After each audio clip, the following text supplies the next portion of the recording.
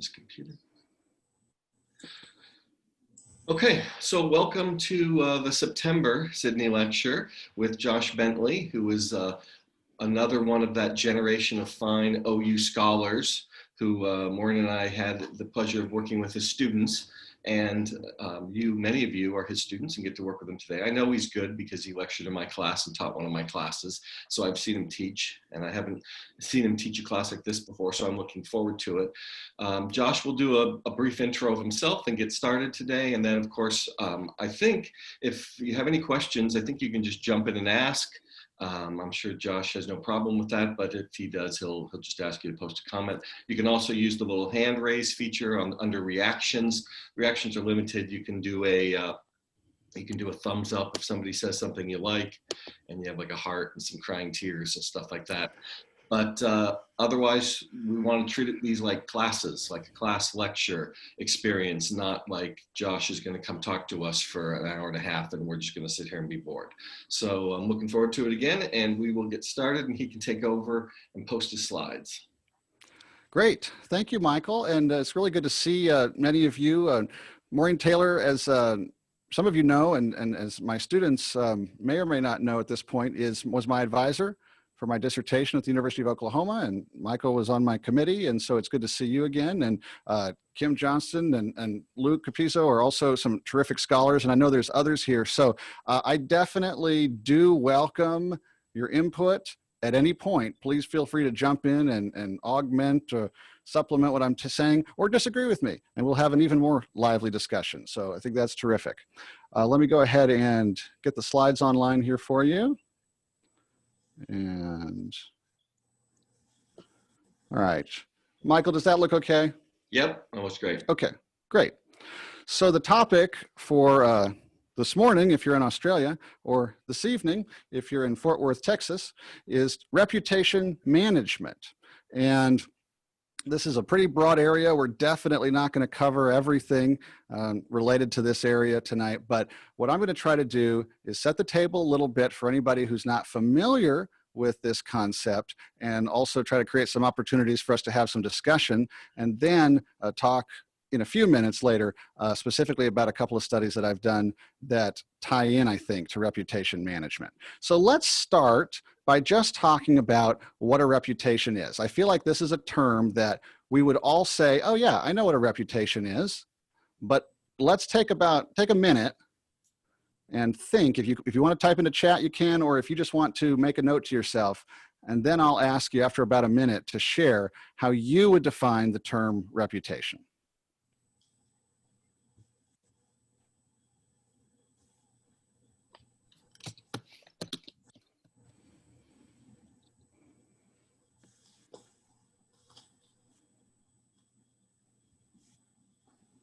I'll start.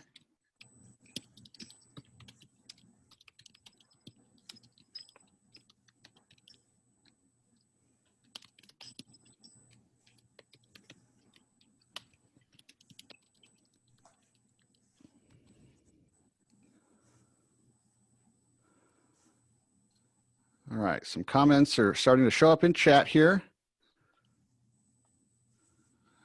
Michael says one's public face that has been crafted over time, both consciously and based on past experience. Maureen said something that an organization has, it is given and it can be taken away. Elisa says how you're known by your community. Mm-hmm. Reagan, how someone views you as a person. Anna says what and how people think of you. Molly, how a person or a business or an organization is perceived by others. Elizabeth says opinions of something or someone. Cam says the way the person is viewed by others. So we can start to see some themes here. For a lot of my students, I see this theme of viewing, how you are viewed, right? Which, and Kim says being known for something. There is this idea of perception, right? A reputation is not necessarily something that can be objectively measured, right? You can objectively measure something like how fast a car can go, but a reputation isn't like that. It is based on perceptions, and different people are going to have different perceptions, right? So here's a couple of other definitions from some of the scholarly literature. It's the evaluation, whether it's respect or esteem or estimation, in which an organization's image is held by people.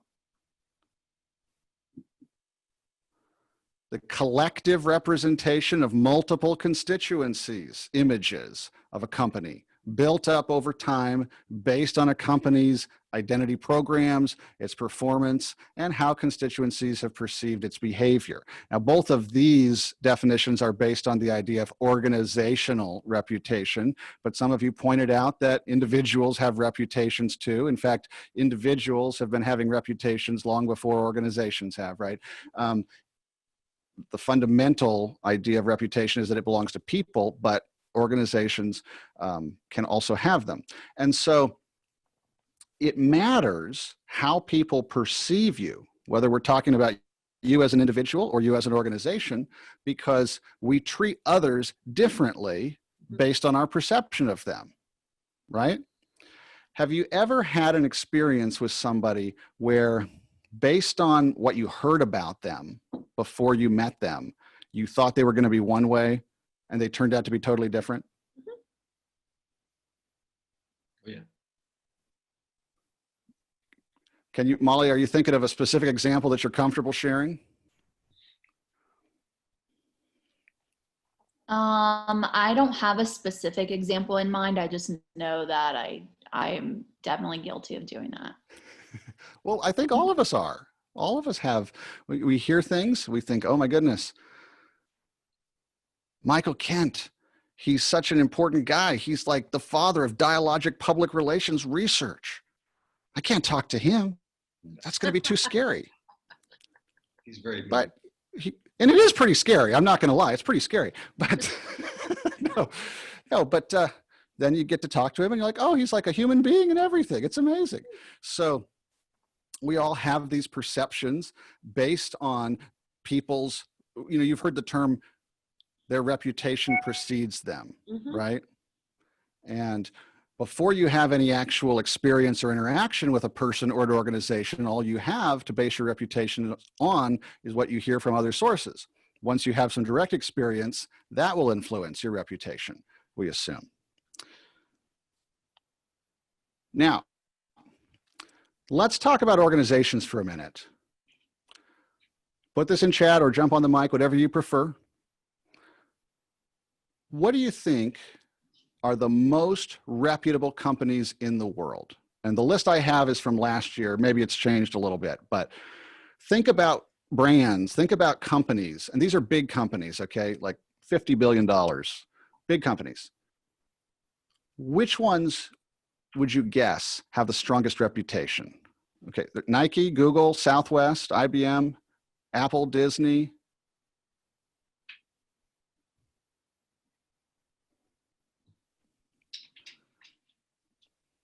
Lego, Qantas, IKEA, American Airlines.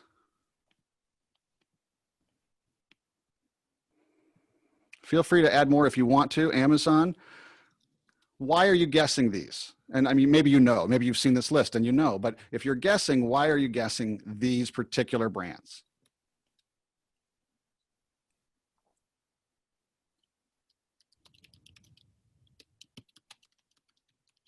Robbie says personal experience and personal perceptions. Maybe brand awareness. They're Fortune 500 companies, so they must be important. Kim points out these are brands that have survived over time. Maureen says it depends on which factor. Maybe some cases they have a good reputation because they're a good place to work, or they're innovative, or there might be other factors too, right? Camille says the quality of the products and services. Cam says some of these are iconic brands, right? They have their own story. They do lots of good things. So social responsibility, something like that. The products are good. They treat their employees well. Yeah. Now, in some cases, you might know this from firsthand experience, especially like products. If you buy Legos, you may find that they are good quality products. Maybe you can see on the bookshelf behind me, I have a Lego Capitol building, the US Capitol building from Washington, DC. And I got this, I was excited, I put it together this summer, and there was a piece missing. But all I had to do was go to the Lego website and request the piece. They sent it to me for free. It came in no time. And that was a terrific experience. I like Lego better now than I would have if they had given me the right piece to begin with, because they treated me well, right? So I have firsthand experience with them now that makes me think that they're a company that not only makes a good product, but has good customer service, right? In some cases, all we know about a company is what we see in the media. And that influences our perception of them and their reputation with us. So here's the list. Some of these are brands that you mentioned. So Lego is right up there at the top. In fact, I think the 2020 list, I think Lego's number one. So very strong reputation. Disney is right there. One of you mentioned that. Google is on the list. Somebody said Nike. Nike is actually number 15 on this list. I had to crop it off, but it's there. Now, you had mentioned, though, that reputation is a thing that's sort of intangible, but at the same time, we have tools like this organization that quantifies these things and then tries to measure these. Right. We try to measure them, but what we're measuring is perceptions. That's the only point I'm trying to make, is that you can be wrong about how fast a car goes, right? But you can't really be wrong about your personal perception of something. You have the perception that you have. What you could be wrong about is what the overall perception is. That's something that we try to measure, but it's still an indirect thing. Reputation is based on people's image of something, the image in their minds, and you may think a company treats its employees well, and you might be wrong. Now, I'm going to argue that it's very hard for a company to maintain a false perception of itself for very long. Exactly. I don't think that you can use public relations, for example, to have a good reputation if you're a terrible organization. I don't believe in that. But so there's a relationship there, but it's an indirect relationship because people's perceptions can be influenced by a lot of things besides the truth. But in this case, they did this study where they interviewed over 200,000 people from 15 different companies. And I don't have a list of the questions they asked, but these were the companies that people had a positive perception of. Well, I also think it's interesting if you look, like I would never think that Rolex belongs on this list. I think they have a good reputation, but like I don't think, oh, Rolex, like number one. I think Rolex is the watch you buy when you get rich. And other than that, I don't know anything about Rolex. I do know, a little bit about the company. Whereas, like you said, Lego, you've had an interaction with Lego and Apple or Sony or Canon. You actually could own a camera from Canon. But Rolex, that's kind of. And so this is going to get into what elements make up a reputation, right? So a firsthand experience where they treat you like you're a human being and they care about you, that's part of it. But what are the other factors that influence? And we kind of talked about this. In fact, I can see Camille in the chat has this point, the quality of products and services. I would assume that's a big factor for Rolex, right?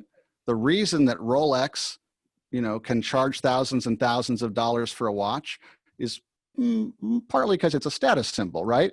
But also potentially because people think that they're really good. They're really good watches, better than a Timex, right? Or a Casio or whatever other brand you might think of. So what are some of the other things? So products and services, I think, is definitely something that feeds into an organization's reputation. Can you think of other factors?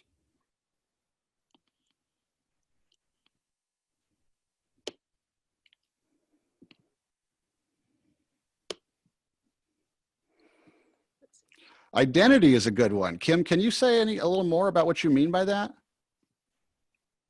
It's what we see. So, for example, the high-end lawyer firm has a granite entrance, very manicured reception staff, a good logo, uniforms, it's clean, it's the things we can see.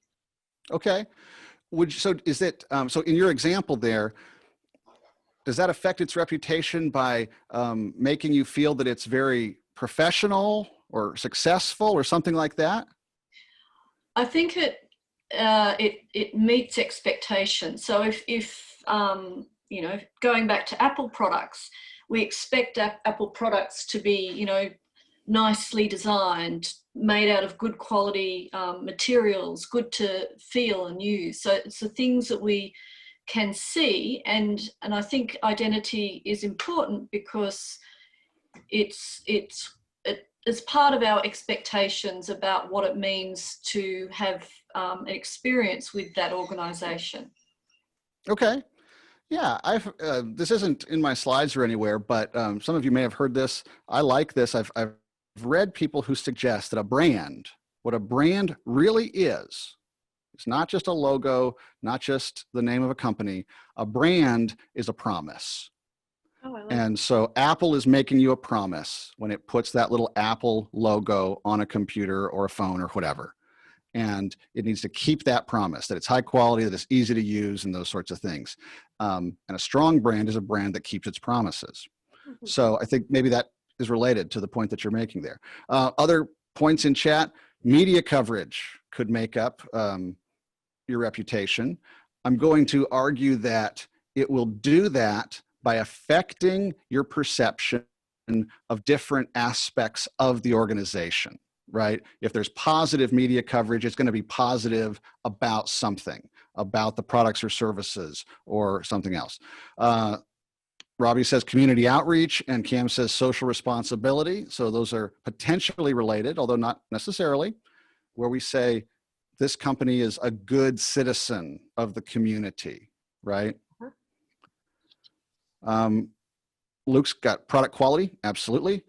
The CEO, Anna says the CEO affects the reputation of the company, and that's true. Can anybody think of an example of a CEO who by her or his personality or actions affects the reputation of a company?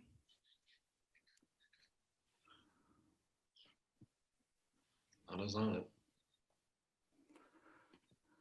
What'd you say? I said, Anna nailed it right there, Elon Musk. Yeah. So he's a genius, but you sometimes wonder if he's a little unstable, right? he does weird stuff that you don't expect him to do sometimes. And in some ways that probably helps reinforce the perception of him as a genius. So you feel like Tesla is super innovative. They'll try anything. You never know. It's going to be amazing though, right? Richard Branson. Yeah. Kim, what's your perception of Richard Branson's persona? What image does he give off? A little bit cool, a little bit, he's a risk taker, he's fun, he's got lots of money, he has a private island. Yeah. He likes to party. Well, he might have done in his younger days. And he'd be good to work for, I think, but I don't really know. I've never worked for him. Well, right. But so there's a perception there that, like Virgin Airlines is the fun airline, right? Because Richard Branson is a fun person. Mhm. And that may be true. Yeah, I think it's probably true. I mean, I have a very limited perspective because I'm in the United States and I've never lived in another country. But I would imagine that it is true that people looking at the United States from other countries were going to filter a lot of what they perceive about the United States through Donald Trump.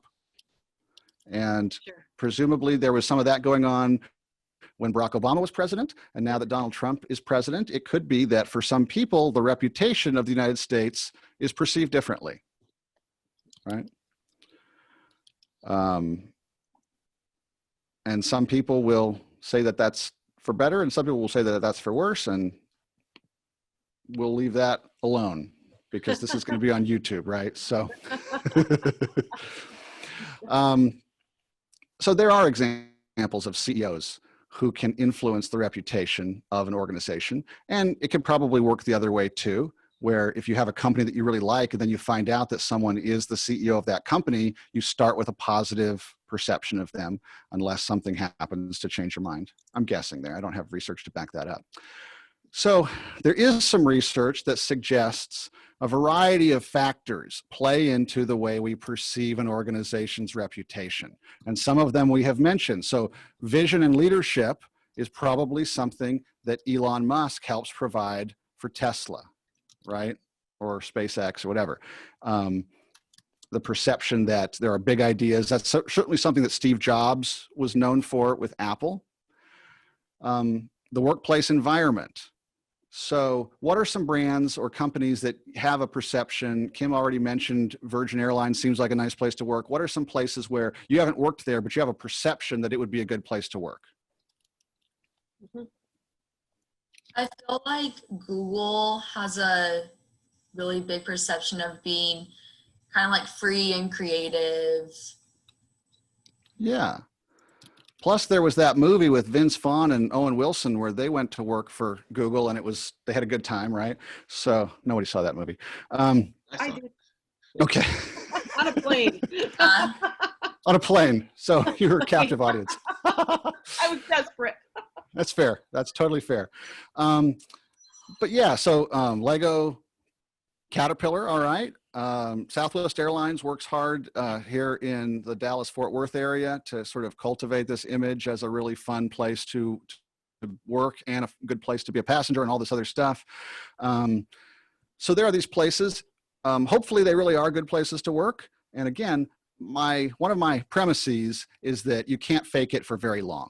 So I'm assuming that they are decent places to work or we would have heard the reports.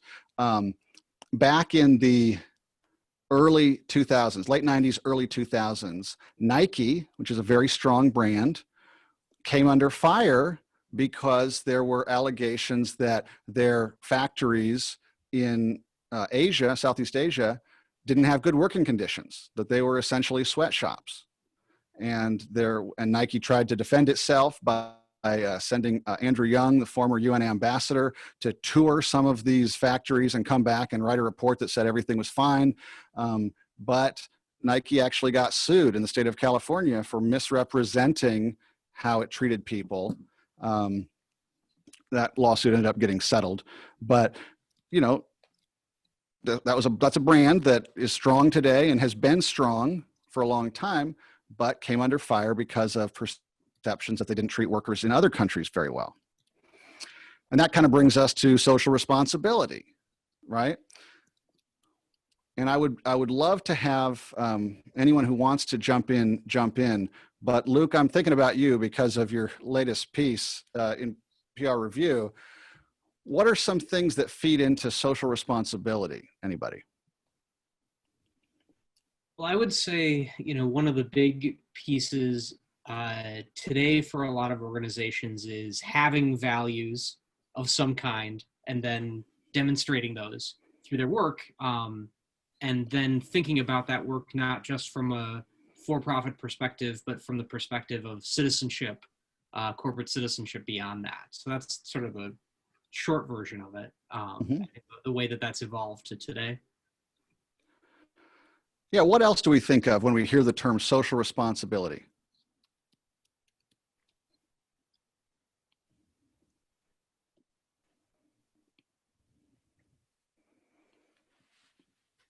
Or maybe an easier way to get at this.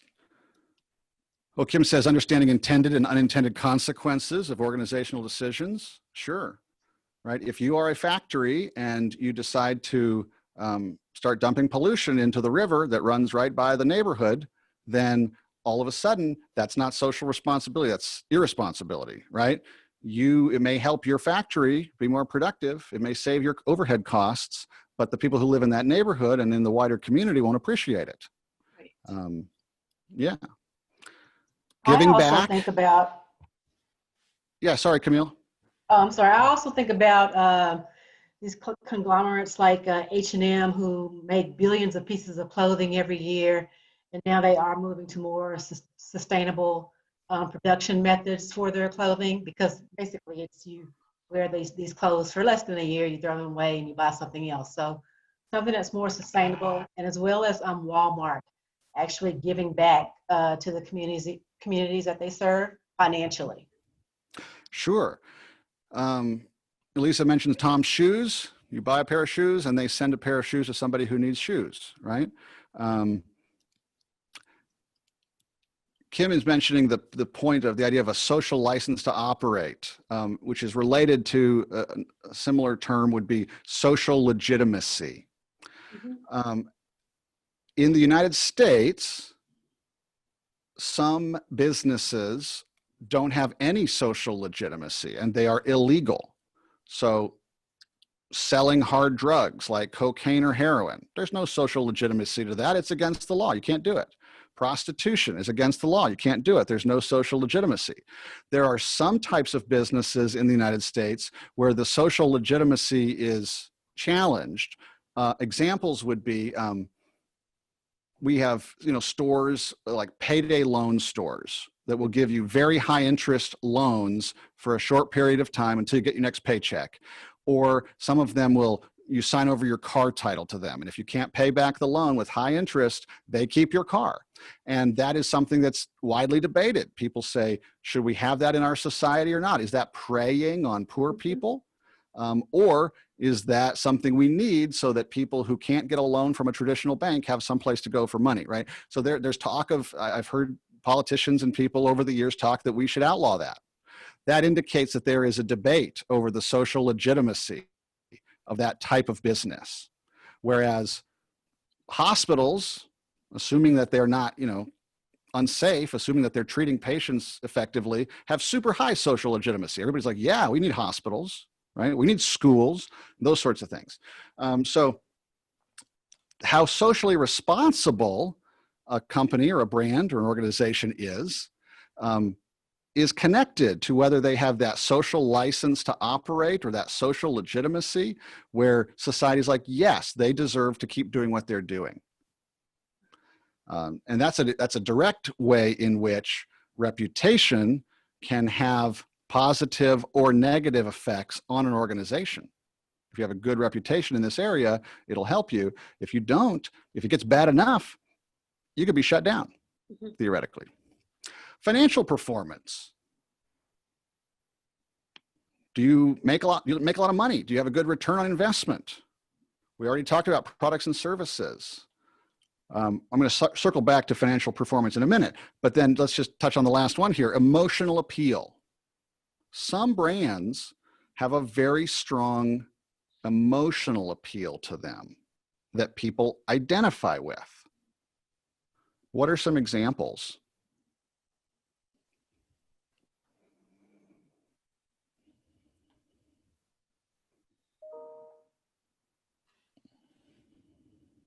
Catholic Church. Did you say Catholic Church? Yeah. Sure. Potentially a polarizing one for those that are, part of the Catholic Church. It's a very strong emotional appeal. It's very positive. Although even, devout Catholics, I think, in the last few years have wrestled with some of the issues that the church has faced. And then there are people who have major problems with the Catholic Church, and the emotional, appeal might be negative. The Humane Society or the ASPCA, right? Some of my students are probably too young to remember the ads that used to run, at least in the US, with these little sad puppies and sad kitties and a Sarah McLachlan song, playing over it. Oh, Some of you seen this? I gotta shut them off. They're so sad. They're super sad. Yeah. So that's a really good example of an emotional appeal. It's obviously very emotional. but I think it can be an emotional appeal and be subtler than that too, right? I would say, for example, that Nike has done a pretty good job of cultivating an emotional appeal that goes with its brand. What does Nike branding make you feel? Empowered. I mean, I'm a couch potato, so I see it and I'm like, wow, I hope that's empowering for someone else. But the idea, right, is just do it. If you work at something, if you go do it, you can achieve great things, right? So get up off your rear end and go do something. And so, yeah, there's an aspirational element to it. Absolutely. So some people identify with brands or like brands because they like the way those brands make them feel. Now, one of the things that I assume is that there are different stakeholder groups for every organization and every brand, and different elements around this little diagram are going to be more important to different groups of stakeholders, right? So who cares a lot about the products and the services that a company would sell? The consumers. Right? I think it's the consumers primarily who are buying the things and expecting to get their money's worth. Who cares about the financial performance? Stockholders. Investors. Stockholders, right. The shareholders, the investors, exactly. Sometimes those things are at odds, right? Sometimes making better products means that your margins get smaller and your profits get lower. And so an organization has to balance the quality of products and services with the ROI for investors. They want to have a good reputation with both, but sometimes it feels like a balancing act. This is an obvious one. Who cares about the workplace environment? Right? It's the employees. And it's not to say that the rest of us don't care at all, but it's highly relevant, highly salient to those employees. And if they're not happy, they will, they may try to go outside the organization and create some sympathy for their situation. Amazon workers have been doing that for the last few years in the United States. And I don't know if they're doing it elsewhere or not, but there is a perception. I have a perception that at least a good percentage of Amazon workers are not happy with their working conditions. I don't know if there's a silent majority of people who are happy and just don't care or not. I don't know. But there are activist employees who are trying to say, hey, Amazon's not a good place to work. They don't let us have breaks. They work us too hard. They make us run around even if we're not feeling well, and all sorts of other things. Also unions, that's true. Unions may come to an organization to try to organize the workers there. And there may be activist groups that are sort of workers' rights groups and things like that. So that's true. But for sure, the people that actually work there care about it. Who cares about vision and leadership for a company? Employees?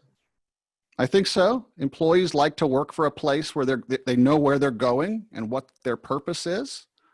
Anybody else? Investors. I think so. If you're going to put your money into a company, you want to know that it's going somewhere. It has a plan and that the people in charge are making good decisions. Absolutely.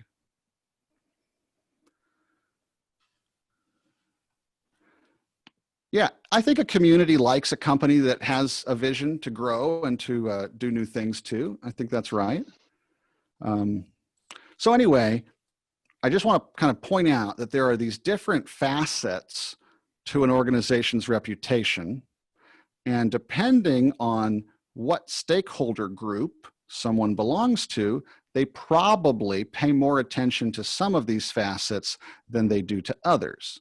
But a company like Rolex, I would think, I don't know, when I think of Rolex, I don't think about the working environment or their vision or leadership or their social responsibility or their financial performance. I think about the products and services. The product seems like it's super high end and there's some emotional appeal to it. Like Rolex is the sign of success. That's what I think of. But if I was more connected to the company, I might focus on something different. Agreed. Now, I want to argue that with all these facets that we've talked about matter, I want to suggest that the one thing that will have the most impact on your perception of an organization's reputation is trust. Remember, I said a minute ago that a brand is a promise. If this organization has earned your trust, or if what you know about it makes you believe you can trust it, then you will perceive this to be an organization with a very good reputation. Now, what is trust? Trust is another word that we use a lot. We all feel like we know. But in this case, I'm going to use a definition from Han Grunig that says this is your confidence and willingness to open yourself up to another party. And there are three dimensions here. The first one is that you believe the other party has integrity, that they are trying to act in a way that is fair and just. If you think a company or an organization takes advantage of people, scams people, you're not going to trust them. The next dimension is dependability. Will they do what they say? And the third one is competence. Can they do what they say? So there is a dimension there of intention and a dimension of ability. If someone has bad intentions, you can't trust them because they're not going to do the right thing. But you might not be able to trust them even if they do have good intentions, because they might not have the ability to follow through on the promises they make. And if they can't do it, even if they want to do it, you won't be able to trust them. So you're trusting a brand to take care of its employees, to be socially responsible, to have a good financial performance, good ROI, to know where it's going and to go there, to deliver on the emotional appeal that it promises you, to deliver on the quality of its products and services. That's what improves the reputation of a brand. Does anybody want to challenge that assertion that trust is the key to this? Can you think of anything else? Faith? Yeah. Is there a difference between trust and faith? And if so, what is it? I was just thinking that faith is a future orientation. You believe that the company can improve despite, even though it may be wrong right now, but for reasons, maybe there is a new CEO or something that you believe that the company can do better in the future. Okay. Yeah. So I'm stuck in a little bit of a mental rut here where I'm going to probably interpret things to fit my preconceived notion. I'm going to push back and I'm going to say, well, the reason that you have that faith is because you trust the new CEO to try to do the right thing, right? I do think the idea of faith or hope, the idea that there's good things coming, I think you're right. I think that's very relevant. But I think that there's still this, I think faith for the future or hope for the future has to be rooted in a belief about what we have right now.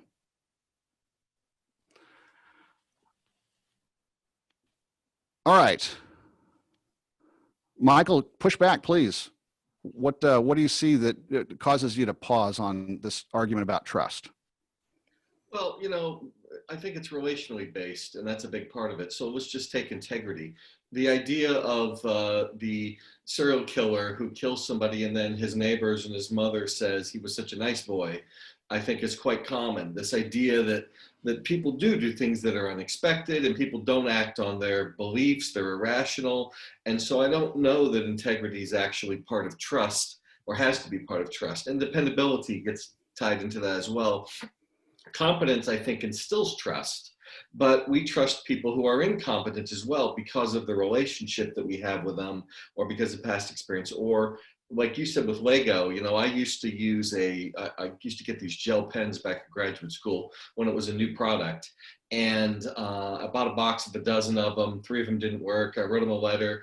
Pilot sent me back a whole box of new pens. You know, so I loved their pens and I was going to keep using their pens forever. But eventually they got so unreliable that even though they were giving them away for free to me, when I sent them back, it wasn't worth the trouble to do. And so, you know, I maybe lost faith, but I'm just not sure. I think these are adequate for, am I going to test his trust there, which goes on so often. I just don't think they capture the nature of trust very well. Well, all right. I think that, I mean, I think we agree that trust is a perception, right? Yes. Your trust can be well placed or it can be misplaced. And so I don't know if I may not be addressing your point directly here, but when you mentioned the serial killer that everybody said, oh, he was such a nice boy, it sounds to me like they trusted him even though they shouldn't have, right? Or he had a good reputation even though he didn't deserve to have a good reputation. So sometimes those are post hoc decisions, and trust assumes a priori stance. I say, do you trust him? You say yes. And then if they betray you, you had misplaced trust and you made a mistake, but now I'm making sense of it after the fact. I'm not actually measuring trust. I'm measuring deception or something else. Well, if your willingness to take an action that puts you at some kind of a risk, and I would include a purchase decision in that, right? I give you my money, you give me something that's terrible, then I did place a certain amount of trust in you. And maybe I regret that now. But so I mean, I think it's fair to say there might be a better way to measure trust than these 3 dimensions. I'm open to that possibility, but I think that this is helpful because I think what's really going on when we choose to open ourselves up and take a risk, even if it's something small like buying some shoes or buying, you know, some other product, we are saying, I think this company wants to do the right thing. I think that they will follow through on doing the right thing, and I think they're able to do that. And if we believe that, if we perceive that, right or wrong, we will act on that perception. Or if you asked us, do you hold this company in high esteem or not? Do you think it has a good reputation or not? If we believe all those things about the company, then I think we are going to say that company has a good reputation. We might be wrong. Maybe people who know it better than we do will disagree with us, but I think that our level, our perception of the company's reputation will be more than anything, more than any other factor I've been able to think of, it will be determined by how much we trust it in these areas. So, but I'm happy to listen to other points of view on this. If anybody has heard anything that made you, you know, gave you an idea you want to share, that'd be great. Well, hold on a second. You know, there's different kinds of trust. So there's generalized trust and particular trust. So that's one of the issues is you have a general trust in others. Let me put my video on, hold on.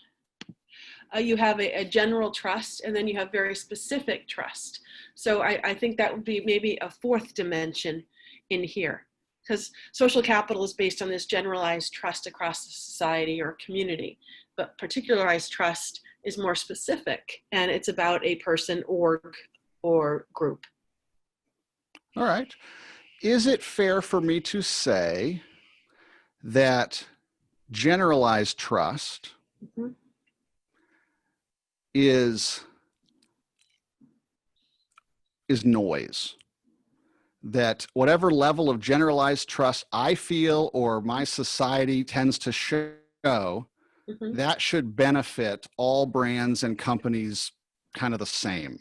And it will be the specific differences between them in what we perceive to be their willingness and ability and commitment to following through on what they should do that will actually differentiate one from another in terms of reputation. I would go with that, yes. So maybe not noise. I would just say sort of this, like a floor, like and generalized trust is like a floor of trust that you have in general, that the elevator's going to work, that the car's going to stop, that you drop something, someone's going to give it back to you, that kind of stuff. So it's at the lowest level. It's a floor of trust. Now let's talk for a minute about why all this matters. Okay, so we're sort of, so far up to this point, we've kind of been taking for granted that it's important to have a good reputation. But why? What do y'all think?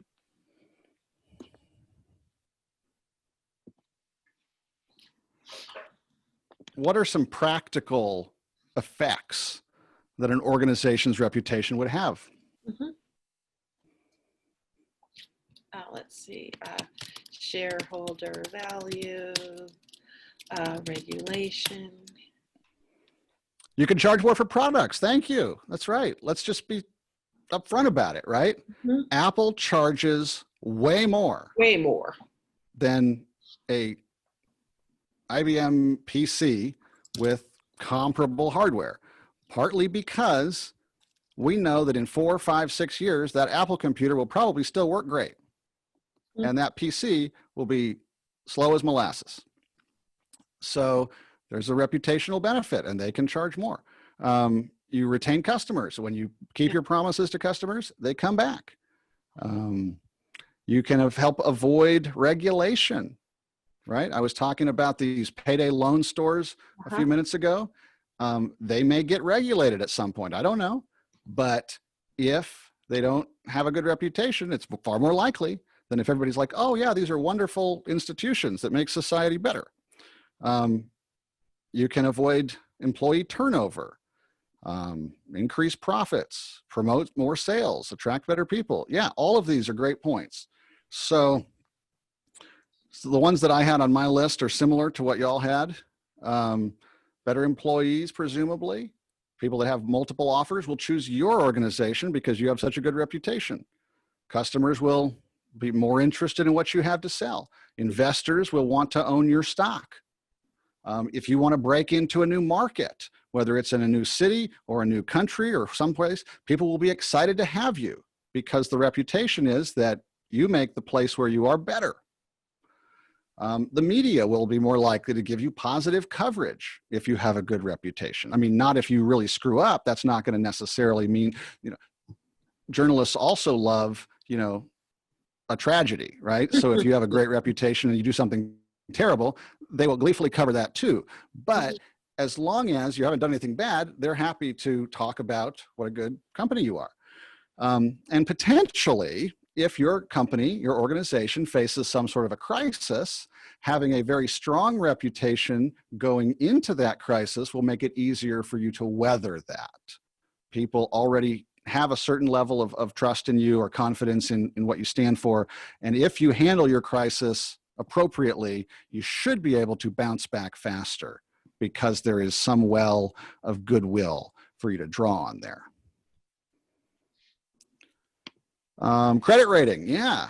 So, money's and related to that would be getting insurance coverage, right? If you have a good reputation, insurance companies will take you, credit bureaus, will rate you higher. Absolutely, great points. So, let's talk about how you make a reputation better. What sorts of things can you do? Let's focus on an organization for the moment to improve public perceptions of an organization.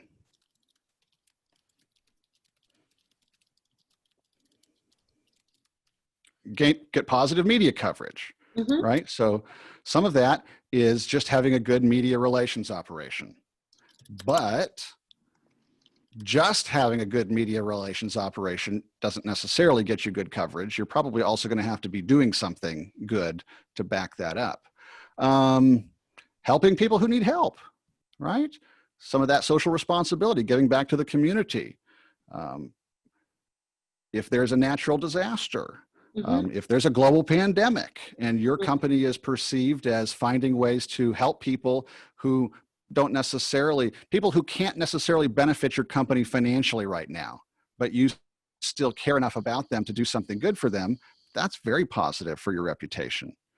Getting positive reviews from consumers, sure.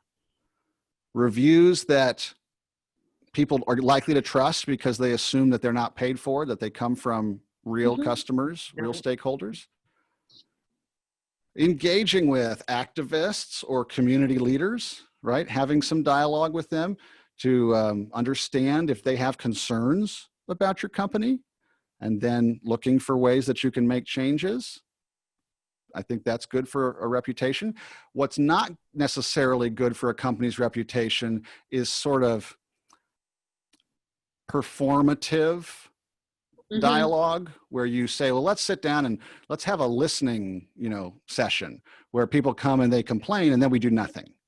That is going to harden negative perceptions, I think, most of the time. But if you're responsive and if there's genuinely give and take, I think that can be very positive. Being trustworthy, for example, if people know that they're going to get what they expect to get, sure. Consistent performance over time. To some extent, you can't have a great reputation right away. The only way to have a great reputation is to be consistent over time and build up that confidence or that trust. Now, because many of us are in public relations and we're all, I think, in one way or another in communication, sometimes there's a temptation to focus exclusively on the communication piece here, which is super important, but it's not the only thing. And so I've created a little diagram with my ninja-like PowerPoint skills here. And so sometimes we focus on sharing information, sharing the perspective of our company. Look at our company, here's what we value, here's what we believe in, here's how cool and exciting we are, please do business with us. But if you're going to communicate outwardly to try to improve a reputation, I think you have to have a foundation of at least two other things. Sharing has to be combined with listening and acting. And we could maybe add some more, and you can jump in if you want to add more to this diagram. But I would argue, again, it's very hard to fake a reputation for long. If the products you are delivering to your customers don't meet their expectations, there's not anything you can advertise or say about that that's going to change that experience for them. True. You've got to have actions that are socially responsible, that do have social legitimacy, that are what people expect from you. So there has to be those actions. How do you know what those actions should be? Not by talking, but by listening, right?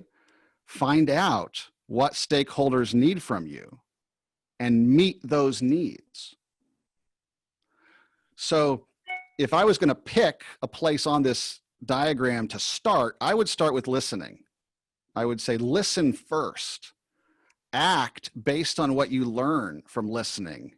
And once you act, you can talk about it. And then the cycle continues. How do people react to what you have shared with them? And be open to adapting and modifying and acting differently in response to that. And you keep going. I think this is the way you maintain a good reputation, and it's also the way you improve your reputation. What am I missing? Anybody want to see something you want to add to this or clarify? There's a model from when I was in graduate school. David Frank presented it in Rhetoric of speaking, thinking, and acting. I don't know if it was his, but I've used it for 25 years.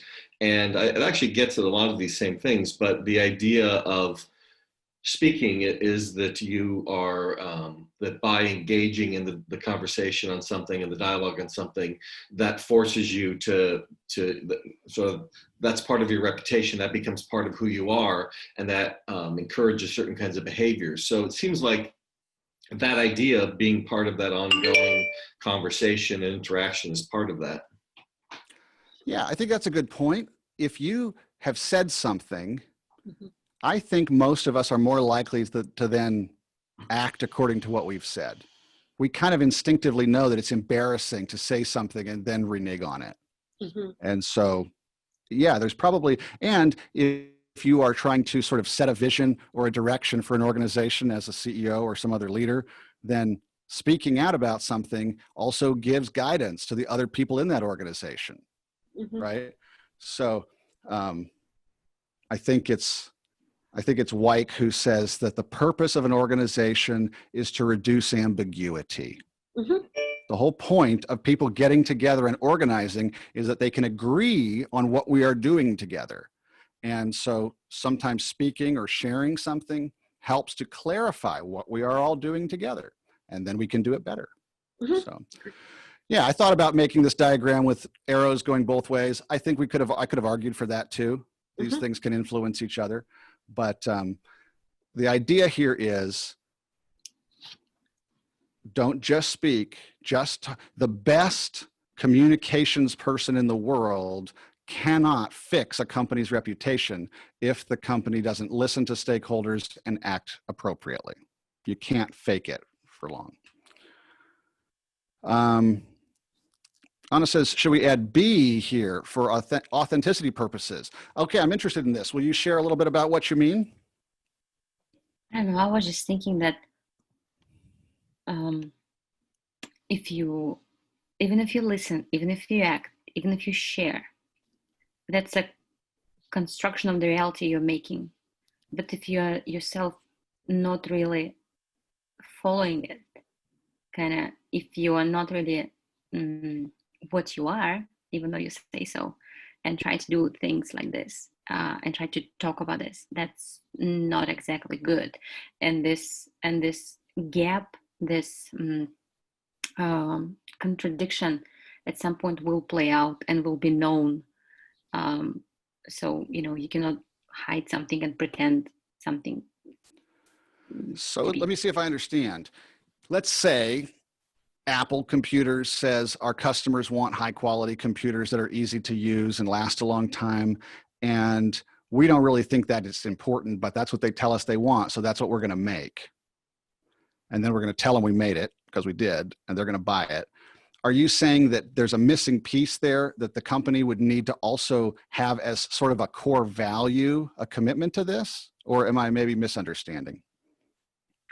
That's part of it. Yeah. I don't know. This was, you give an example, which is very, I would say, product oriented, I guess, because because I am more about the values and more about, the example, that's part of it. What you're saying, that's an example, because when I say B, I mean the values, and I mean what is actually happening, the system that you're building in the company, whether it reflects what you say, what you do, and, what you try to listen to.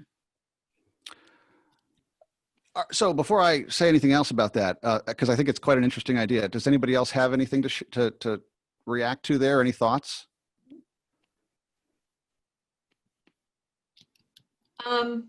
Josh, I could probably say a few things about that. I agree with Anna, because I think that, and you mentioned it earlier in your presentation, that you can't be something that you're not. So if your values and your actions and how you think doesn't align with what you want the organization to be, or what the organization wants to be, because it's not authentic, then it's not going to be enacted by the organization. So I think I understand what Anna's trying to say. So, and I agree with her. So I think, let's see. Chris, let me come back to that question here in a minute. That's a good question. I think that this might be a critique of a sort of capitalist model of economics, because I think a hardcore free market capitalist would say being doesn't matter. A hardcore free market capitalist would say the thing about capitalism is that you don't actually have to care about other people in order to provide quality goods and services for them, because that's how you get paid. And so the system, the defense would be that the system works because the incentives are set up in such a way that you have to listen and respond to the needs of stakeholders and then communicate that to them. Even if your heart's not in it, all the incentives force you to do it. And the critique of that system would say that's sort of soulless, right? It's soul destroying, in fact, taken to too far of an extreme where everybody is just working for a paycheck, and that's not a whole life. And people can feel if you don't really care. What do you think about that?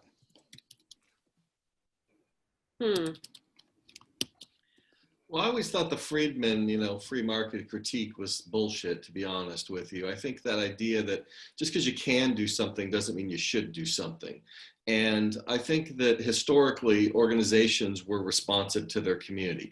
Were people sort of sociopaths who didn't really care about other people, but just acted for personal benefit? Of course, we've had them forever, but if you were the only store in town, you got to know your local people, you got to know the customers, you got to build relationships with them. Then as we became larger, we had these corporate imperatives take over, and we had this shift maybe in the 60s and 70s to this idea of corporations being people and them being able to behave they want. But I think the whole notion that organizations shouldn't have to be responsible simply because it's a for-profit endeavor and they provide something to us for money misses the point, is that we don't have to accept that as the only valid criteria. Just because they want to declare it, it's like advertising not having a code of ethics. And the advertising says, well, we follow the laws. Well, that's great. But you could also make more ethical ads if you went beyond just following the laws. You could make ads that are more compelling for people, my opinion, right? But I think there's an argument to be made.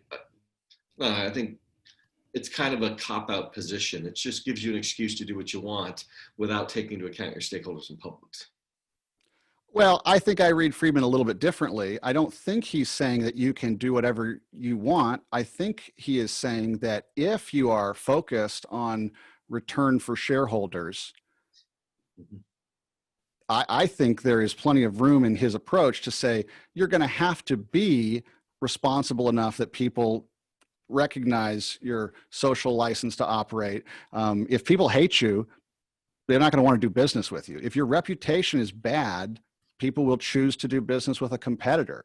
So, I mean, that's just perhaps a philosophical difference that we have, and that's fine. But what I'm suggesting is that a company doesn't necessarily have to agree with all of the things that its stakeholders believe or want in order to provide them with good service. So if you, and this is sort of a cheap and simple example. If I'm a company that prints t-shirts, I'll just print whatever people are buying, right? I might print t-shirts in the United States that say Black Lives Matter because they're selling really well and people care about that. And if my company doesn't care about that, then morally there is a criticism there, but that won't necessarily keep me. If my motivation is money, I'll print those t-shirts and I'll sell those t-shirts. But if I come to you and say, well, you print Nazi Lives Matter t-shirts, and you just, and I think there's a difference between saying I'm willing to do something for a cause I might not support, but that isn't inherently a bad thing for society, and saying, I don't care what it is, I'll print a t-shirt for anybody because I print t-shirts and I don't have a political position. I don't think that's a good thing. But the pushback on that is to say that society won't tolerate that. If I'm the t-shirt company printing Nazi swastikas or something, then they're going to stop using me because I'm violating major social norms there. It's socially illegitimate for me to do that, and I'm going to feel that. There's a big market of neo-Nazis out there now. I mean, not in any sarcastic way, there really is. And you might be able to stay in business printing neo-Nazi t-shirts, and the average person doesn't know who the parent company is of the t-shirts they're buying. I mean, they're not like doing research and due diligence every time they buy a t-shirt and said, oh, this is that guy that prints those Nazi shirts. I'm not buying this Black Lives Matter shirt from that asshole. So I don't know if I agree with that. Well, I understand the critique. And I do think that if people perceive, remember, reputation is about perception. If people perceive that a company doesn't really believe in what it's doing, right? So you've listened to stakeholders, you don't agree with them or you don't care about them, but they told you what they want, so that's what you're going to give them. If there is that public perception, I suspect that hurts your reputation. So if you need people to trust you, then in some cases, it may very well be, Anna may be right, it may be necessary to internalize those stakeholder values before you take the next step? And my guess is it depends on how much of a commodity business you're in. If the more there is a sort of moral or emotional stake in what you do, Maybe, yeah. probably the more important it is for you to deeply believe it. And the more you're just moving widgets, the less your customers and your shareholders probably care. That would be my guess. And you said yourself that it's about your audiences as well. So you don't have to please everyone out there. You can work with your people, the ones who you care about and the ones for whom you work. And jumping off your example when you said about Black Lives Matter, well, as we go right now, many people wouldn't continue buying from you if you sell Black Lives Matter t-shirts because of the All Lives Matter movement. It's just, so I do believe that motives matter and authenticity matters, especially in this very transparent world. Well, okay, I think it's a great point. I'm glad you brought it up. I do think that there are certainly many contexts where that transparency and that authenticity is going to be a factor, and people are going to be looking for it, and they can sense it. So I'm glad you shared that. So potentially we could turn this into a square here and sort of talk about not just listening, but also internalizing what your stakeholders are telling you. But I'm glad you brought up the point that you can't focus on everybody, right? Yeah. And if you're going to be authentic, you can't get all of your values from other people. That's not authentic. I'm going to argue that you have to bring some of your own values to the endeavor that you're in. And if your stakeholders' values are antithetical to yours, you won't be able to serve them well, the way we're thinking about it here. Again, maybe you can sell them widgets, but if values matter, then you're only going to be able to sell or serve shareholders, or not shareholders, but stakeholders, customers, whomever, who have values that are at least compatible with yours. And that's okay. And you can be responsive to them because you have enough core values in common that what they want is relatively consistent with what you are prepared to do. So yeah, it's a good point. So there are some specific aspects of public relations that we often talk about that are directly related to improving reputation. We talk about environmental scanning, looking around at what's going on outside of an organization.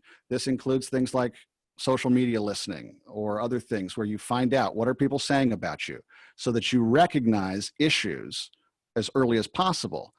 Engaging with stakeholders so that you can hear from them.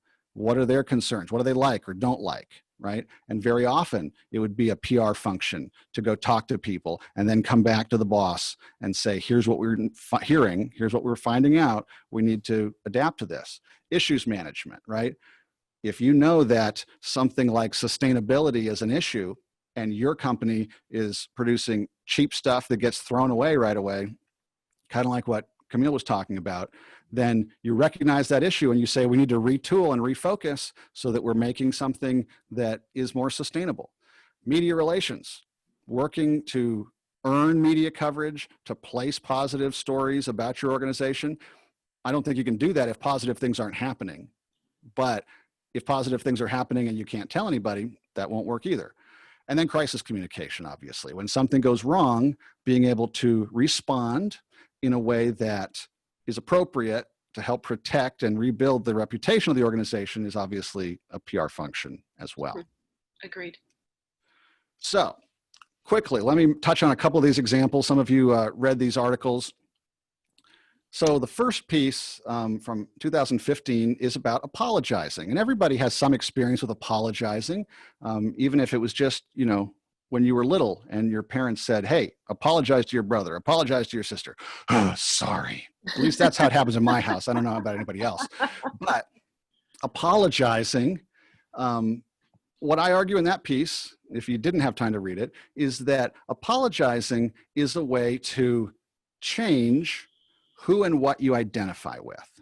And so I go way back to Heider Newcomb, and they talk about the idea that we all have this innate desire to have balance. Heider is mostly focused on having balance within your own mind. Newcomb, balance within relationships. But they use these little diagrams to illustrate how this works. And so in those diagrams, P is the person, O is the other, and X is some object. And so, for example, if a new Star Wars movie comes out and I think it's wonderful and you think it's trash, that creates a certain imbalance. If we both like it, then it's easy for us to like each other as well. And the first diagram shows positive orientations on all three of those sides of the triangle there. That's a balanced relationship. Or if we both think the new Star Wars movie is trash, then it's easy for us to like each other because we're in agreement. If one of us thinks it's good and one of us thinks it's really bad, that can introduce some imbalance in our relationship. Maybe Star Wars movies aren't important enough to matter, but if you get into things like religion or politics or something, that stuff matters a lot more. And now disagreeing with someone over those things can put tension in a relationship. So a balanced triangle is one that either has all positives or two negatives and a positive. So in the case of an apology, if I do something that harms you, then we have a negative relationship. And in this diagram, let X represent the bad thing I did, the transgression, the misdeed. So there would start out being a positive symbol between me, if I'm the person, and the X, the thing I did, because I did it. I am identified with it now. And you're not, you're the victim. You don't like what I did. That means the relationship between us is going to be negative. But theoretically, an apology would be a way for me to reject the bad thing I did and say that was wrong. I shouldn't have done it. That's not the kind of person I want to be, and I'm sorry. And then we're in agreement. We both recognize that what I did was bad. And because I'm now affirming your values, we have a chance at least to rebuild our relationship. That's how an apology should naturally work. What I try to argue in this piece is that it gets more complicated, and I think this might have been what you were kind of hinting at, Anna. Sometimes there are third parties involved with different agendas. And if the third party likes the victim, sympathizes with the victim, is mad at me, then apologizing will fix this whole thing. Because if there are negative symbols next to all of these vertical lines here, there can be positive symbols around all of these horizontal lines here, the base of the triangle, and that's balanced. We all agree what I did was bad, and we want to identify with one another, and we all agree that we need to reject the bad thing I did. But it gets more complicated if the third party doesn't like the victim. Because in that scenario, if I offer the victim a really good, genuine apology and say, I was wrong and I'm sorry, and you were right, then those third parties that don't like the victim are forced to either dissociate themselves from me or identify with the victim. And if they don't want to do either of those things, it creates an unbalanced state. And what I argue in that piece, I'm not talking about the ethics of it, I'm just talking about the practicalities of it. If I use a pseudo-apology to sort of half apologize and half not really apologize. I say, oh, I'm sorry if anyone was offended. Oh, I made a mistake there. We all make mistakes, I know, but I regret what happened, right? Passive voice, that sort of thing. Sometimes that will allow me to, it doesn't fix my relationship with the victim usually, because people can tell when it's a pseudo apology, but it will let me dissociate myself from the bad thing I did in the eyes of people who weren't directly hurt, who don't care as much. And then all the onlookers can be like, well, he said he was sorry. Let's just move on. And that is the functionality. That is the instrumental value, not the ethical value, but the instrumental value of a pseudo-apology. When you have different stakeholder groups that can help you navigate that. So we can talk, if anybody has a question about that, I can answer that, or we can get into this question.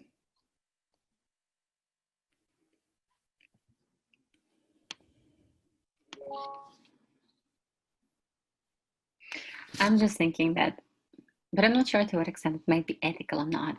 I was just thinking that sometimes you apologize, but you don't really apologize, not because, well, sometimes people get offended for some odd things, like some very odd things. So you wouldn't want to identify with that new reality, but you don't want to be an offender. So in that case, I would say it's ethical, but again, ethics is just a difficult question overall. That's a matter of perception and perspective. But I would say in these cases, like for example, sometimes, I don't know, I'm going to sound very, I'm a woman, come on. And as a woman, sometimes I do get offended for some very odd things. So I mean, that's an odd example. That's one of the examples I was just thinking. So I'm not going to weigh in yet. I want to make sure that others have a chance if you want to share something on this. Well, I mean, so definitionally, ethics refers to decisions about right and wrong and good and bad. So, by definition, a pseudo is ethical because sometimes it's the right thing to do, but that doesn't mean it's genuine or that you meant it. So I think, and normally, is it ethical sort of is a higher question, but I think in this case, it's kind of like, in dialogue, unconditional positive regard is actually a lower bar than positive regard because I can treat anyone with respect, sort of theoretically, but if I know someone and I don't like that person, it's a lot harder to treat that person with respect. And I can say I'm sorry, even though I might not really mean it, because I want to make you not feel bad and I want to move us forward. But that doesn't mean I agree. But that would actually be a good thing because we're able to move forward. So I think you could argue it's ethical. I don't know if that makes it right. Well, I think it probably depends on whether you have more of a deontological or a utilitarian approach to ethics, right? If you believe there are certain moral duties that you need to follow regardless of the consequences, then you get into questions like, am I allowed to deceive people? Am I allowed to say things that I don't really believe because I think they're going to have good outcomes? And Kant says no, right? But Mill is all about it. If this will lead to a better outcome, then the utilitarian says, sure, it's appropriate in some cases. The one example I can think of where I think you might be able to make a deontological argument for the pseudo-apology is the faux outrage. If someone doesn't really care, but for political reasons or something, they are feigning outrage so that you will get attacked. I am open to the argument that you do not have a moral duty to respond genuinely to them because they are not acting genuinely towards you.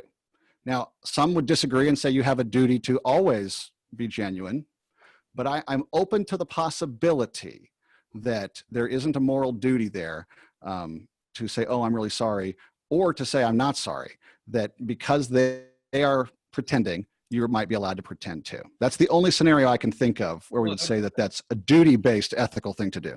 Actually, culturally, there's lots of cultures that see that harmony is a duty, and that you would be expected to. Now, I think they would be less likely to be pseudo-apologies. They would be sort of disingenuous apologies because they see that as part of harmony.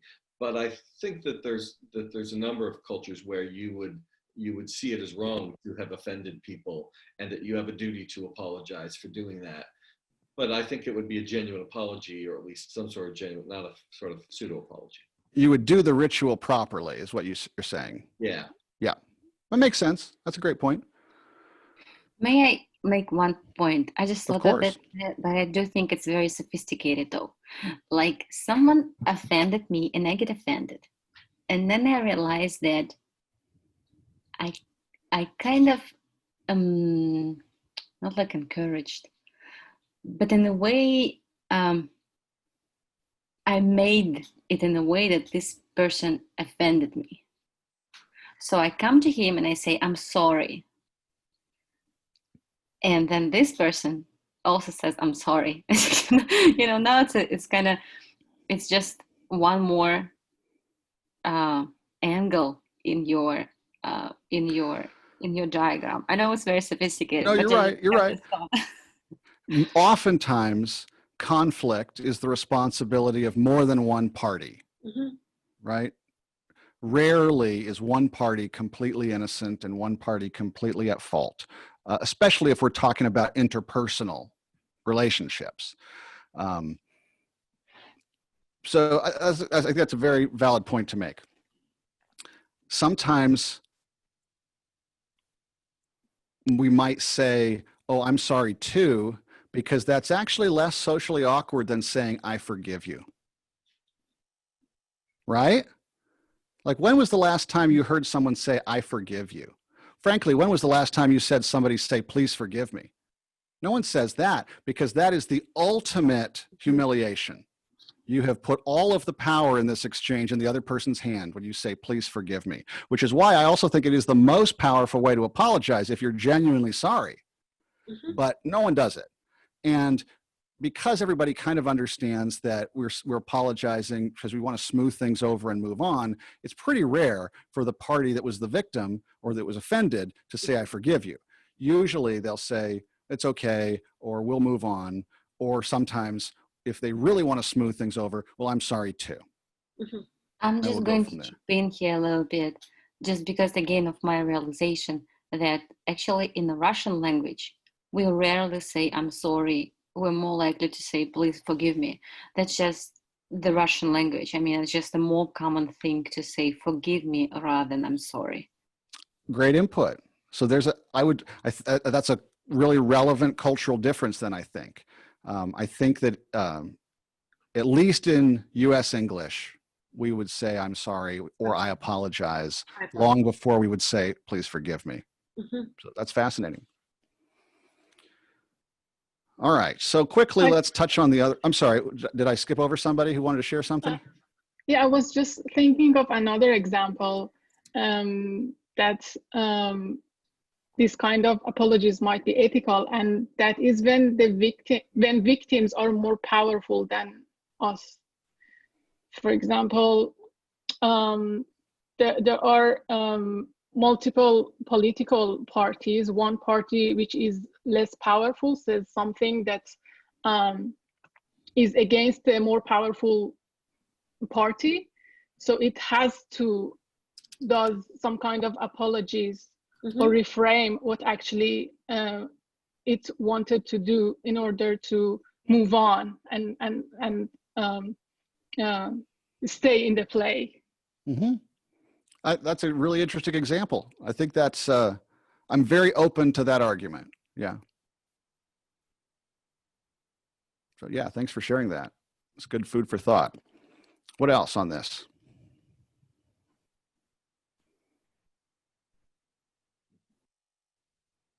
I have a comment there. Oh, great. All right, so is it a pseudo-apology if we say miss the mark? Would we say it, would there be more context to it? Would you say it just by itself like that, or how would you use it? Well, usually a lot of company CEOs make instead of make an official apology, they say we missed the mark, like due to the tone deaf advertisement, right? So right. Sometimes I think that is a real sorry or authentic sorry. So probably well, it's always hard, yeah. It can be said it's some kind of pseudo-apology. Yeah, I think there's a fundamental problem with corporate apologies when you can tell that a PR person wrote them for the CEO and then the CEO reads them or posts them on the website or something like that. They just don't feel as authentic. Sometimes it's the wording. Sometimes it's that people kind of understand that that was from the PR department. I think there's some research that supports the idea that what people really perceive as a genuine apology from an organization is something that costs the organization money. And it doesn't have to, because Josh Bentley's dissertation said it didn't. Well, and coming in the December issue of Public Relations Review, there's a study that says the same thing. So anyway, so yeah, miss the mark. I think in the right context, that miss the mark could be part of a genuine apology. If you say, these are our values, we missed the mark. Now, it certainly leans towards pseudo-apology because there's no agent. There's no subject in that construction. right? This happened to us almost, but we missed the mark. We take responsibility for our failure and we apologize to those we have offended. That sort of a statement could theoretically include the phrase miss the mark and still be a real apology. But I think it's correct to say that usually a phrase like miss the mark is going to show up in more of a half-hearted or a pseudo-apology. I think you're right. Josh, what do I also think about accepting an apology? What happens and how it's going to influence all those triangles? Whether this pseudo-apology, it's accepted as a true one, or it's not accepted, or any other apology, maybe genuine apology is accepted or not, because it doesn't have to be accepted. I guess there's just one more step that we need. That I don't know if you've made it. Maybe I have misunderstood. Well, my theory or my assumption would be that for someone who is genuinely hurt and who cares about the offense, someone for whom the offense matters, is salient, they're going to see right through a pseudo-apology and they will be unlikely to accept it. The only value or use for the pseudo-apology is with people who are kind of embarrassed to be identified with somebody who did a bad thing, but it doesn't have a lot of direct salience for them. They will accept a pseudo-apology, I think, more easily than a real victim will. So you might be able to use it to placate your third parties, but you probably won't be able to use it to rebuild a relationship with the person you've genuinely hurt. Now, if you'd make a genuine apology and people really believe that you want to change, I think it's a little bit unusual for someone to completely refuse to accept that apology if they believe it's sincere. It could be really well worded, but if they don't think you mean it, then it won't work. But if you can persuade them that you're sincerely apologetic, I think it's unusual for people to completely reject it. And if they do, sometimes it's because they have another agenda. They actually benefit from the conflict here. But if they don't, then your apology has failed. And it's probably not because you didn't perform the ritual properly. It's probably because there's something about the victim. And some things are so bad. If you do something really bad to someone, then they may not be able to forgive you. And so it may be how serious the offense was that makes them unable to forgive you. Or it may be related to something, on their side of the relationship that is a barrier to them being able to move on. So that would complicate things. But as a social ritual, traditionally, the way apologies work, at least in the US, has been, if I genuinely apologize to you, you agree that we can move on now. Okay, I agree with you. When you said about social ritual, I was just, yes. Because my next point, I guess it's not as relevant. I was just thinking that sometimes you forgive people even though they don't apologize, just because you try to put yourself in their shoes and you forgive them. Like the religion also says this, and so there are just some people that forgive without any apology. I don't know if it's relevant or not for the communication purposes, but I was just thinking about this. No, it's a very valid point. There are obviously religious traditions that say don't hold grudges, be willing to forgive people, and at an interpersonal level, that might complicate things. If we're talking about a public figure that I have no personal relationship with, but some of the examples in that article are public figures that most people have never met, but they have an opinion about them. Right. Or if we're talking about a company that you can't have the same kind of interpersonal relationship with, then my guess is people forgive, meaning that they don't feel the need to punish or avoid the offender if they think the apology is sincere, but they don't feel a moral duty based on religion or anything else to keep doing business with a company or keep supporting a public figure if they don't think that person or that company is genuinely sorry and planning to change.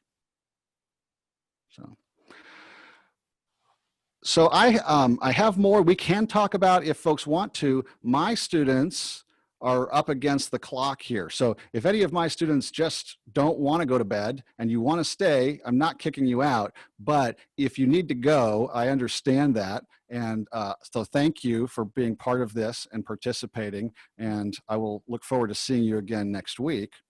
So thank you for that. But I won't log off yet if there's others that want to continue the discussion.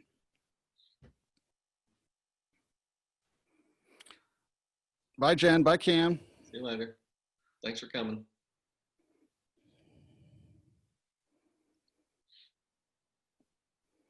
Okay, everybody made a break for it that was going to. That's okay. Molly and Reagan, if you need to leave at any point, no guilt, no pressure. Appreciate you being here. All right. Anything else on this before I move on? All right. So just real briefly then, the other piece that I shared with Michael for everyone to look at if they had time was about flip-flopping. And I don't know if that's a term in Australia that people use, but in the US, we sometimes use the term flip-flopping to refer to changing positions, being inconsistent. And we especially use it when we're talking about politicians, because politicians are notorious for saying one thing to one audience and a different thing to a different audience, or one thing at one time and a different thing at a different time. And so the first point I thought I would throw out for discussion is, what's the connection between consistency and reputation?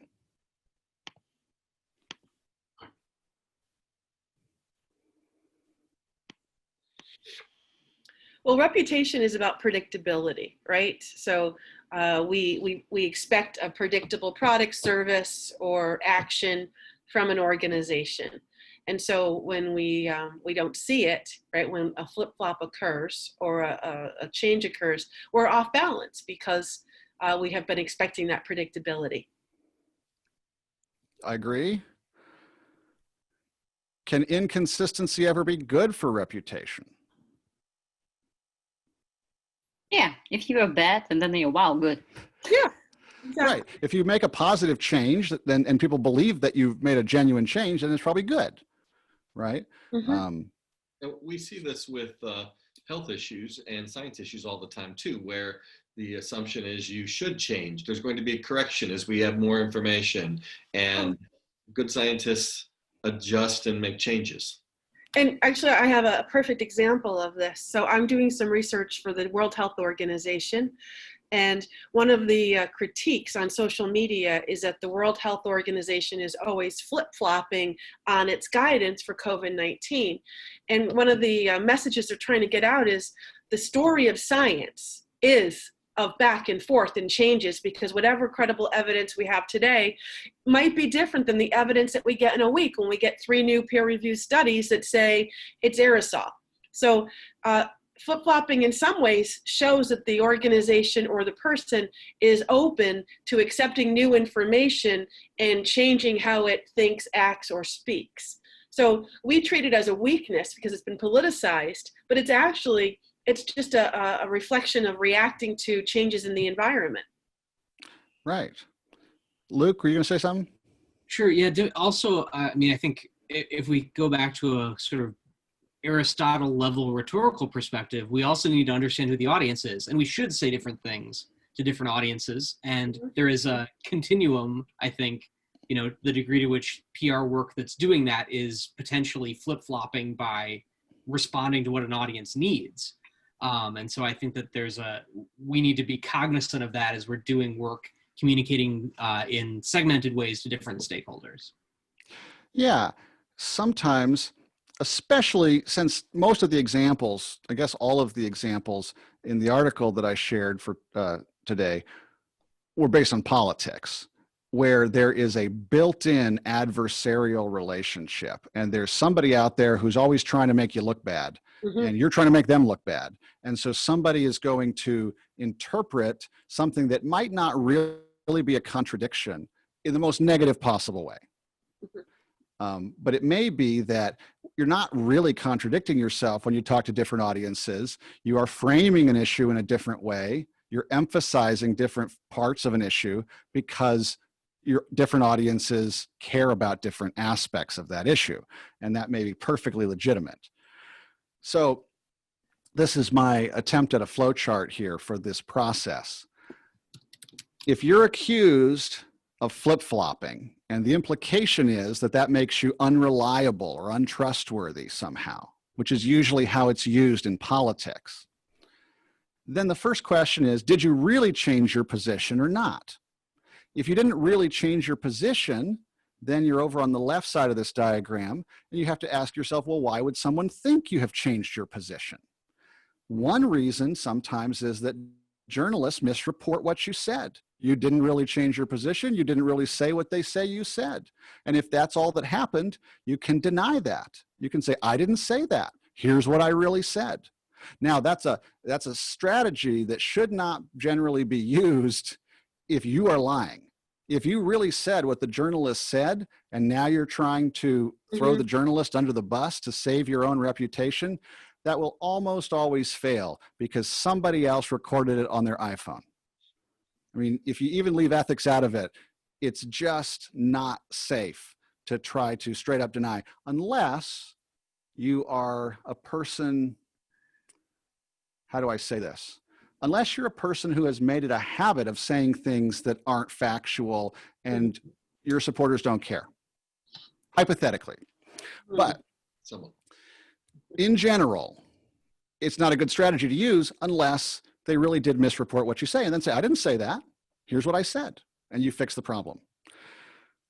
Other times, maybe it was accurately reported what you said, but the audience misinterpreted what you meant. And then you are denying not what you said, but what they interpreted you to mean. Say, no, that's not what I meant. When I said this, I meant B, not A. And if your reinterpretation is plausible, then people may accept that. And they will say, okay, you didn't really flip-flop. Now, what if you really did flip-flop? Because politicians do that. The first question then is, do my stakeholders care? Of course, the opposition party cares. They don't really, they just want to make political hay out of it, but they're going to attack me. I got that. But they're not my stakeholders. They were never going to vote for me or give me money or anything. I don't need to worry too much about that. It's only if this narrative is going to start to snowball and my stakeholders are going to care. If they don't care, I'm just going to ignore it. Yes, I flip-flop. I'm not going to say yes, I flip-flop. I'm just going to keep going. I'm not going to address it because it doesn't matter to the stakeholders who matter. But if they do care, then I have to do a little bit more in-depth analysis. And this, I think, is related to the point that you were making, Luke. I have to figure out, was there a real fundamental change in what I believe? Is that why I flip-flopped? Because if there's a real fundamental change in what I believe from before to now, then I'm calling this strategy repentance, which means to turn away from something. And I'm going to have to come clean and say I was wrong before. And this is how I'm going to resolve the contradiction. I'm going to say, yes, I'm saying something different than I said before. I was wrong before. Here's how I know I was wrong, and here's how I know I'm right now. And I'm going to have to live with that and do better. Or it doesn't necessarily have to be a moral thing. It could just be, I used to think this, and now I see that that was wrong. And so I'm changing. And so this is consistent with Maureen's example of the World Health Organization, right? We have new information, for example, and that has fundamentally changed the way we might think about certain strategies or responses. That's fine. People, I think most people understand and respect that. Sometimes the core beliefs haven't changed. I still want people to perceive me as holding on to the same values and priorities that I had before, but I did flip-flop. And now the strategy is, and this is not a normative strategy, this is a descriptive strategy. This is what my grad student and I found when we looked at 140 some flip-flops that PolitiFact identified as full flop. And what we found is that what people do is they justify it. Right. They parse the language, maybe they redefine a term a little bit or something like that, but they defend themselves. They explain why this isn't a real change, even though you might think it's a change, underneath it's really not a change. So casuistic stretching. Yep, basically. Most of the time, that's how it looks, yes. And that's a strategy that I suspect, we don't have any data on this from this study, so I don't know this for sure, but my guess would be that that works for the people who are inclined to support you. You have given them their talking points now, and they can get on Twitter and repeat them and feel good. Now, And people who weren't going to support you before are unimpressed. on this very last square, though, was there a change in core belief? Yes, and repent is the suggested strategy. But the situation that Maureen described and that I was mentioning with science and those kinds of issues, where you should change your views when new information comes in, shouldn't require repentance, rather explanation or elaboration. Well, so again, I think that I'm open to critique on that choice of language because the connotation of repentance is very moral and spiritual, but technically it just means turning away. And so in this context, all I'm saying is we were going this way, now we're going to turn and go a different way. And we acknowledge that we have changed and we're going in a different direction. Mm-hmm. Okay. And there may have been a better term. That's one of the, qualitative analysis like this. There's so much you can do with just the labels you put on stuff to influence how people perceive it. And if I was defending the WHO in that case, I would say that they didn't change their core beliefs. Mm-mm. They're just switching what the recommendation is now. So they're justifying it rather than needing to repent. They're not giving up on science, right? Right. The fundamental belief is we're going to do whatever keeps people safest. Right, And and we're they still would say standing that they by didn't change anything. All that they did is update. So the Right. term that they keep using is we're updating the guidance. We've never changed the guidance. We've updated the guidance, which hasn't been, I have to tell you, as somebody who's been looking at their social media and media, doesn't really work that well. So it's not, updating hasn't exactly had that effect, but that's what their situation is. Every time they get a new study in or a series of studies, they have to update the guidance. And then because people want to attack them, they're looking for any reason, they use that as a means. Look, they've changed their guidance again, when they haven't. They've just updated it. Well, so I like your critique, Luke. I think you're right. I think it's a better illustration of the justify strategy. But if you really learned something new, if you change, I guess it depends on what we define core beliefs for fighting COVID, right? If core beliefs are protecting lives, which I think you can make a very strong case that that's the core belief. Mm-hmm. And if so, then it's a justify strategy. If the core belief is wear a mask, then maybe there's an actual repentance there. But I think you probably got the better argument on that. So, all right. The last thing I have here, I was going to ask those of you that have more perspectives outside the United States, does this model make sense in other contexts, or is it, because I don't know. We only looked at flip-flops among US politicians. Does this resonate with you, or do you see things about this that wouldn't apply in other countries or cultures?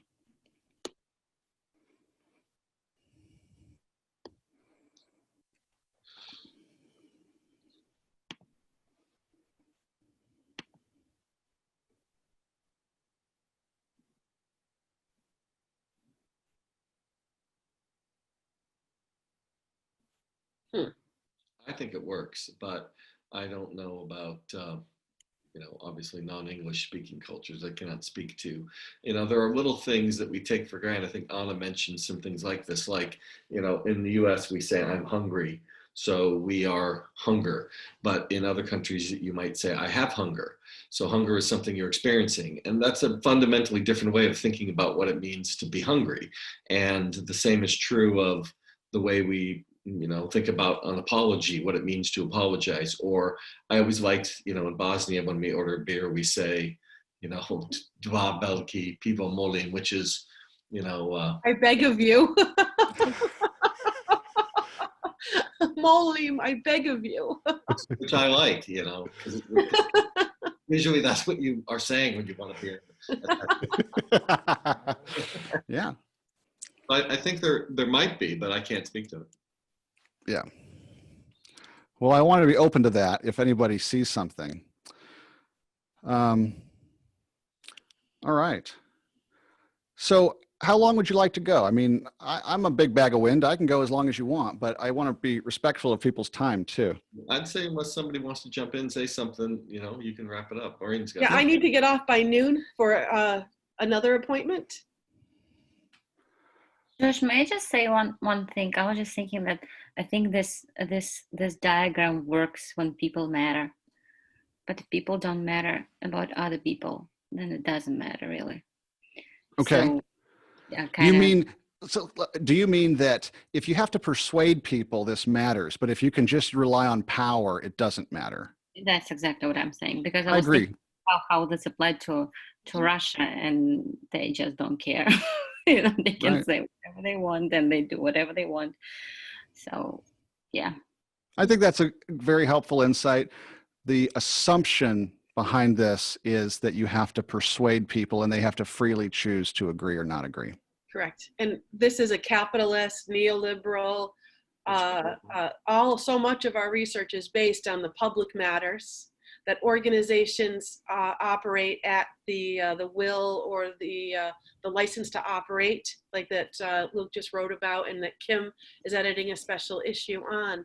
So many of these assumptions that we make sitting in the West sometimes don't, because of culture and history and power. Mm-hmm. And the last thing I'll say before shutting up is we conflate political with organizational. So, you know, organizations aren't, like when we talk about Trump and Russian politics and all those things, those are political.